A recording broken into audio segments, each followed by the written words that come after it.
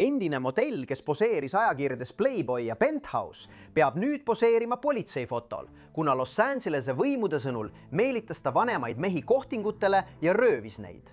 See on süüdistus. Pärast kuid kestnud üleskutseid Lõuna-California elanikele teda otsida, ütleb prokurör nüüd, et ta peab lõpuks oma väidetavate kuritegude eest vastust andma. Tere tulemast saatesse Sidebar, mida esitleb Law and Crime. Mina olen Jesse Weber.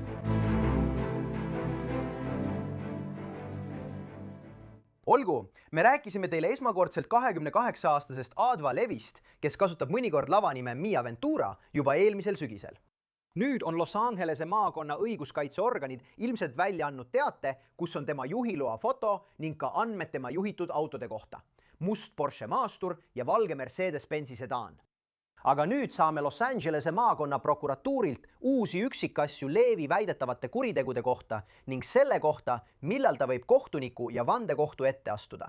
Prokuratuuri andmetel süüdistatakse Levit selles, et aastatel 2023 kuni 2025 kasutas kohtingurakendusi, et luua suhteid jõukate vanemate meeste ja nooremate naistega. Kõik see toimus Westlake Village'i, West Hollywoodi, Los Angelese ja Beverly Hillsi piirkondades. Väidetavalt pääses ta nende kodudesse, esitades end kas tüdruksõbra või reisikaaslasena. Ja siis süüdistatakse teda sularaha, kulla ja luksuslike disaineresemete varastamises. Praegu on talle esitatud 6 raske kuriteo süüdistust. 2 süüdistust isikuandmete loata kasutamises, 2 süüdistust suure varguse eest, 1 süüdistus esimese astme elamumurdmises ja 1 süüdistus esimese astme elamumurdmises, kui isik oli kohal.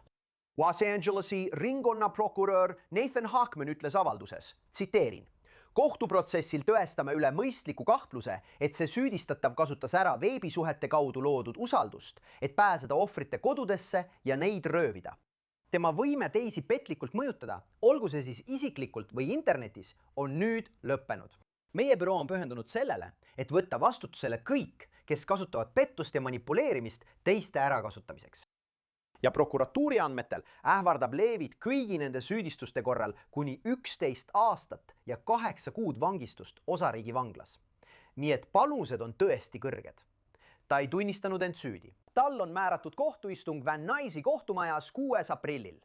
Praegu on ta vabaduses, jalavõru küljes. See on kirjas kohturegistris. Talle on määratud lähenemiskeeld selle juhtumi väidetavate ohvrite suhtes ja ilmselt ei ole Levi süüdistatud skeemide korraldamises ainult Lõuna-Californias. ABC 7 andmetel on Levi vastu esitatud politseiraporteid Nevadas, Floridas, Prantsusmaal ja Itaalias. Üks esimesi inimesi, kes avalikult rääkis Levi väidetavast näppamisest, oli taskuhäälingu Access Vegas saatejuht Michael Sartain. Ta ütles Los Angelese uudistekanalile KTLA, et Levi oli tema saate ühes episoodis külaliseks. Ja mingil hetkel, tema sõnul, läks Levi green room'i ning varastas kõigi tollaste naispanelistide käekottidest krediitkaardid ja sularaha. Seejärel tuli ta väidetavalt tagasi, et olla taas osa paneelist ja oli, tsitaat, täiesti rahulik. Ta ütles ABC 7-le tsitaat. Ta istus seal põhimõtteliselt 90 minutit, olles varastanud kõigi krediitkaardid ja sularaha nende käekottidest. Külaliste ooteruumis ainult naiskülalised ja ta lihtsalt istus seal, täiesti rahulikult, rääkides valimistest. Samal ajal olid tal kõigi asjad oma käekotis, mis lihtsalt tema selja taga oli.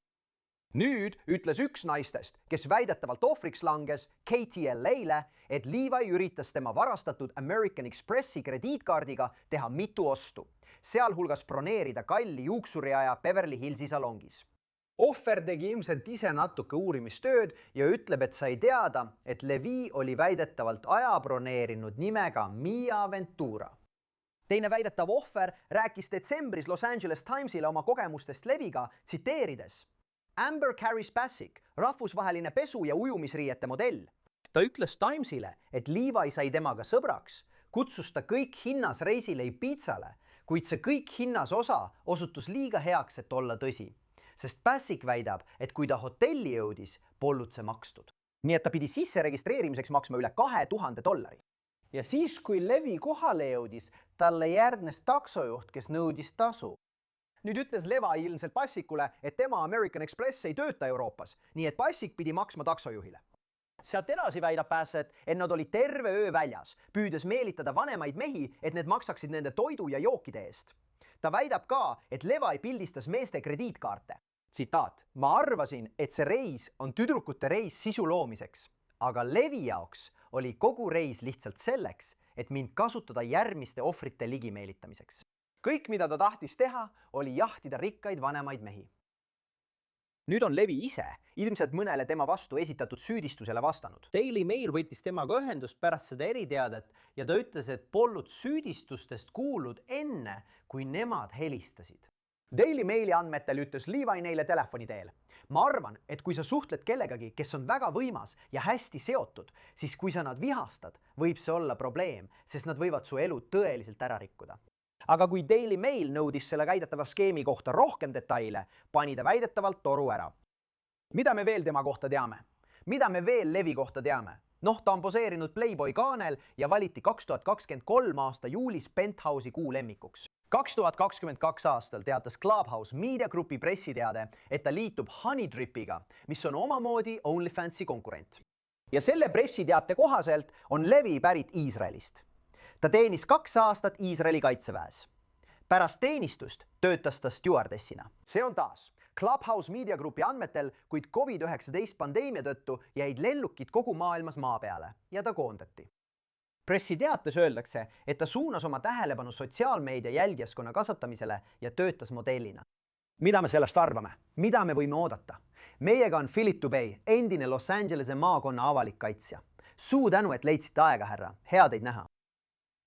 Tere hommikust, Jesse, kuidas teil läheb? Hästi. Mida me neist süüdistustest arvame? Millised neist oleksid need, millele teie kui tema kaitsja kõige rohkem keskenduksite? Milline neist valmistab teile kõige rohkem muret? Või ütlete, et nad panevad need kõik ühte patta, kõik või mitte midagi? Juriidiliselt on minu arvates kõige tõsisem süüdistus esimese astme sissemurdmine eluruumi mitmel põhjusel. Esiteks võib selle eest määrata kuni 6 aastat osariigi vanglas ja sellest tuleb ära kanda 85%. Teiseks, ta ei ole Ameerika Ühendriikide kodanik ja föderaalse immigratsiooniseaduse kohaselt võib seda käsitleda raskeks kuriteoks, teisisõnu vägivallakuriteona, ja see muudaks ta väljasaatmisele kuuluvaks. Ja ta saadetaks ühe otsa piletiga tagasi Tel Avivi. Nii et kriminaalkaitse advokaadina peame me mitte ainult kaitsma nende kriminaalõiguslikke huve õiglase menetluse raames, vaid meil on ka lisakohustus ja lisavastutus kaitsta nende immigratsioonistaatust. Seega peame tegema kõik endast oleneva, et võimaldada neil riiki jääda. Muide, kohturegistri andmetel on ta palganud eravandeadvokaadi, kaitsja. Seega ei paista, et ta kasutaks riigi poolt määratud kaitseteenuseid. Aga igal juhul, millised oleksid esimesed sammud, mida te kaitse ülesehitamisel astuksite? Sest ma tõesti mõtlen, millised on tõendid, mis neil tema vastu on, eks? Kas sa arvad, et see on jälgimismaterjal või arvad, et see on see, mis väidetavalt tema valduses oli? Kas oli mõte, et hei, me saame näiteks krediitkaartide kaudu jälgida, kus oste tehti ja kus neid kasutati? Ma mõtlen, mida sa arvad, mis neil tema vastu praegu olemas on? Esiteks, tal on väga pädev kaitsja. Teda esindab Jeffrey Rubinstein. Ma usun, et tema konto asub Beverly Hillsis. Ja ma pole kunagi härra Rubinsteiniga kohtunud, aga ta kindlasti ei tööta tasuta. Muide, ma ütlen seda erapraktikaga advokaatidele kogu aeg. Kui te esindate klienti, keda süüdistatakse niinimede finantskuriteos, see tähendab, see on seotud suurte finantstehingute ja suure rahaga. Prokurörid võivad algatada tsiviilhagi vara konfiskeerimiseks ja sisuliselt võtta teilt ära advokaaditasud, mis teile makstakse. Kui nad suudavad tõestada, et need pärinevad ebaseaduslikust allikast. Nii et kui tema võttis selle raha ja kasutas seda oma advokaadi tasumiseks, võib juhtuda, et tema advokaat töötab lõpuks tasuta. Nüüd seda öeldes, kui mina teda kaitseksin, ründaksin ma kõigepealt taas elamusse sissemurdmise süüdistust.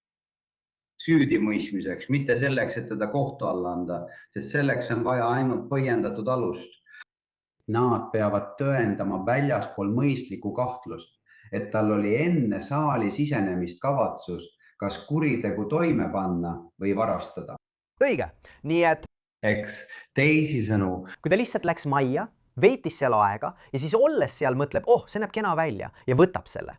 See ei oleks sissemurdmine. Kui see tuli hiljem pähe, ei, see ei ole. Eeldades, et nad suudavad tõestada, et sul oli see kavatsus enne sisenemist ja sa läksid sinna lihtsalt selle ettekäändega, et tahad aidata tema sõpra üksildast südant, midagi sellist. Siis võib sellest olla piisavalt kaudseid tõendeid, et teda süüdi mõista. Aga kui see mõte tuli tal alles pärast sinna jõudmist ja neil oli lihtsalt lõbus ja siis hakkab ta ringi vaatama ning näeb öökapil või kuskil ehtedükki või isegi rahapaki ja võtab selle. See ei tähenda, et ta oleks süütu, see lihtsalt tähendab, et see ei ole sissemurdmine. Nii et Philipp, mida sa arvad? Millised oleksid tõendid? Kuidas nad seda tõestaksid? Kas oleks nii, et kui räägitakse mitmest väidetavast ohvrist, mitmest juhtumist, siis on arvudes jõud? Kas nii jõutakse kavatsuseni? Kas nii jõutakse selleni, mida ta väidetavalt võis teha? Sest jällegi see on omamoodi, see on nii huvitav juhtum. Nii paljudel erinevatel tasanditel. Aga kui mõelda süüdistuste kattumisele, juhtumite kattumisele ja sellele, kuidas tõestada seda tahtluse elementi. See sõltub süüdistusest. Näiteks, kui tegemist on ebaseadusliku kaardikasutusega, see tähendab krediitkaartide ebaseadusliku kasutamist. Kui ta kasutab ostu sooritamisel varjunime, siis ta valetab selle kohta, kes ta on.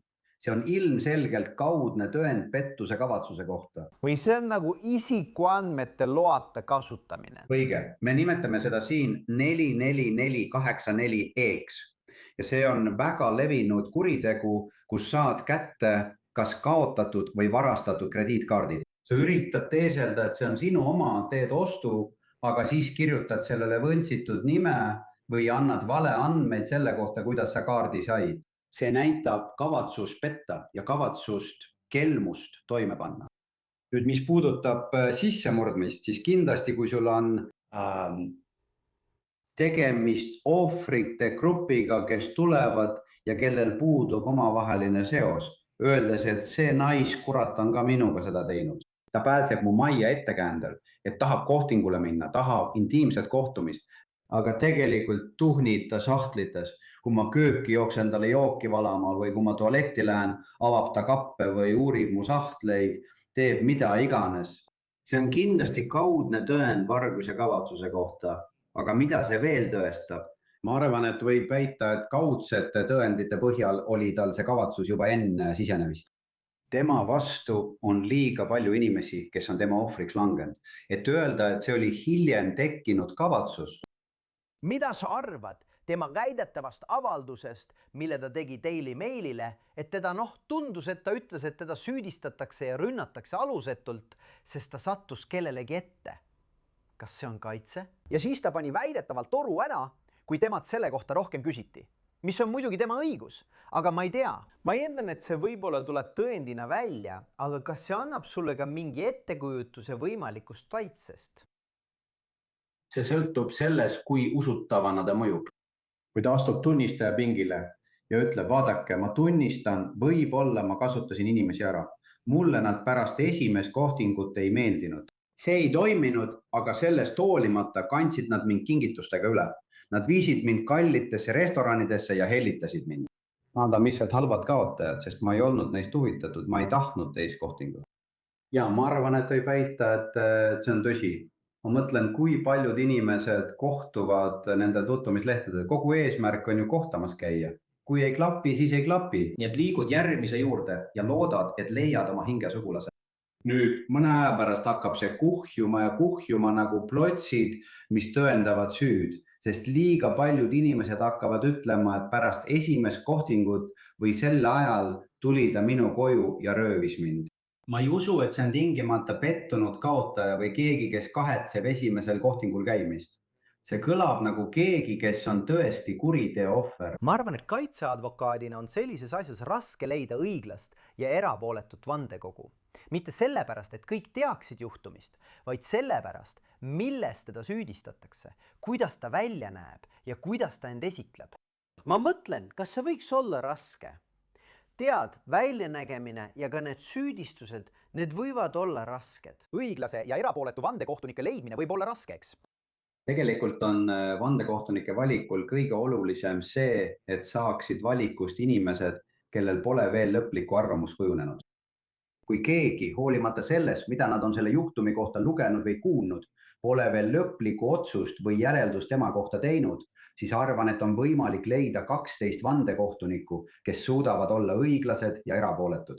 kuigi me ise oleme iga päev tõsielukuritegude maailmas sees, on palju inimesi, kes lihtsalt elavad oma elu ega tea üldse, kes ta on. Ja ausalt öeldes, olgem ausad, eriti siin Lääne LA's ja San Fernando orus, kus teda kohtu alla antakse, on meil suur juudi ja Iisraeli kogukond, kes võivad talle tegelikult kaasa tunda. Ma ei hakka neid tingimata nimetama woke'iks ega ütlema, et nad lasevad inimesi vabaks ainult sellepärast, et nad on Iisraelist, aga ma arvan, et siin võib tekkida mingi ühisosa, kui nii võib öelda, ja nad võivad talle veidi armu anda ega usu kunagi, et keegi nende seast võiks midagi sellist teha. Ma kujutan ette, et vandekohtunikelt tuleb küsida, kas te nägite tema kaane pilti või kas te olete teda kunagi internetis vaadanud? Ma mõtlen, kui see on tõesti see teenus, millest ta osales, siis selle kohta küsitakse näiteks. Muidugi! Siis võib kohus nad mõjuval põhjusel vabastada. Sest kui sa saad vandekohtunike küsitlemise käigus aru, et neil on juba lõplik arvamus kujunenud, tead küll, et ta on ohver, kurikael, varas, sepitseja, petis, siis kuna nad on selle lõpliku arvamuse kujundanud meedia põhjal, vabastab kohtunik nad mõjuval põhjusel. Okei, ja muide, kas sa arvad, et see asi liigub tegelikult kohtuistungini? Sa ei ole selle juhtumiga seotud, sa ei tea kogu tõendusmaterjali. Aga kas on üks neist olukordadest, kui sul on tegemist selgete tõenditega, kui sa saad näidata, tead küll, ma ei tea jällegi kõike, mis neil olemas on. Aga kui seda on lihtne näidata, suhteliselt lihtne tõestada.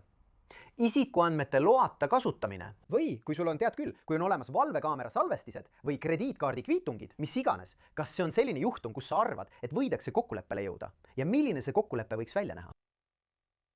Kui mina teda esindaksin ja olen tegelikult kinnitanud, et tal ei ole USA kodakondsust rääkimata rohelisest kaardist või seaduslikust staatusest Ameerika Ühendriikides, ma prooviksin sõlmida kokkuleppe, kus tema kannab karistuse ära 364 päeva või vähem mitte vägivaldse kuriteo eest, mida föderaalseaduse järgi ei loeta raskendatud kuriteoks. Sest see tähendaks ta mõistetakse süüdi ja tal oleks kuritegu kirjas. Talle määratakse hüvitise maksmine, kuid see ei muuda teda automaatselt väljasaatmisele kuuluvaks. Nii et tal oleks endiselt õigus istungile immigratsioonikohtus, et säilitada oma õigus riiki jääda. Nii prooviksin mina kokkulepet saavutada.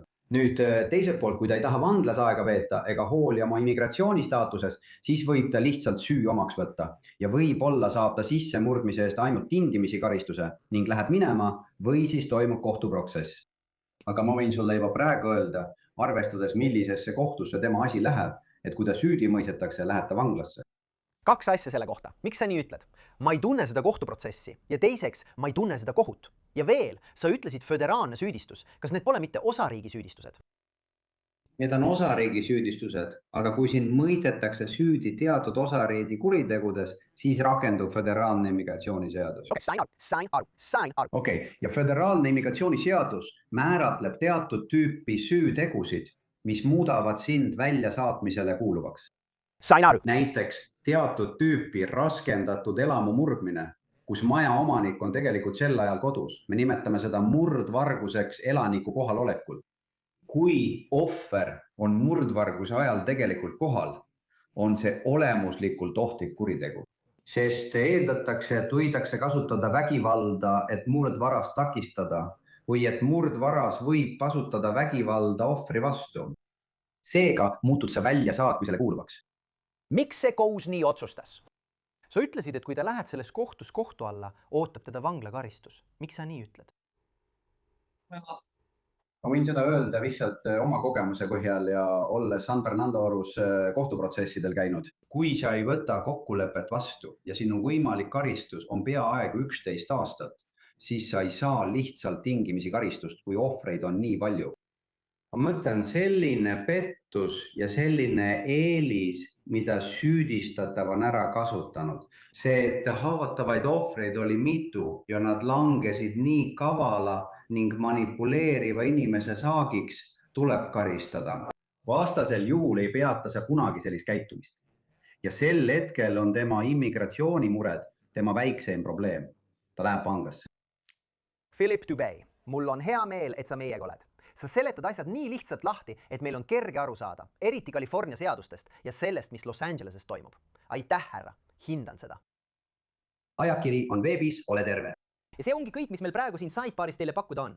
Suur tänu, et meiega liitusite ja nagu alati, palun tellige meid YouTube'is, Apple Podcastis, Spotify's või kus iganes te oma podcast'e kuulate. Te võite meid vaadata ka NBC Peacockis. Kui soovite mind jälgida, siis X'is, Instagramis, minu News Nationi saates Jesse Weber Live esmaspäevast reedeni kell 23:00 idaaja järgi. Näeme järgmisel korral kõik!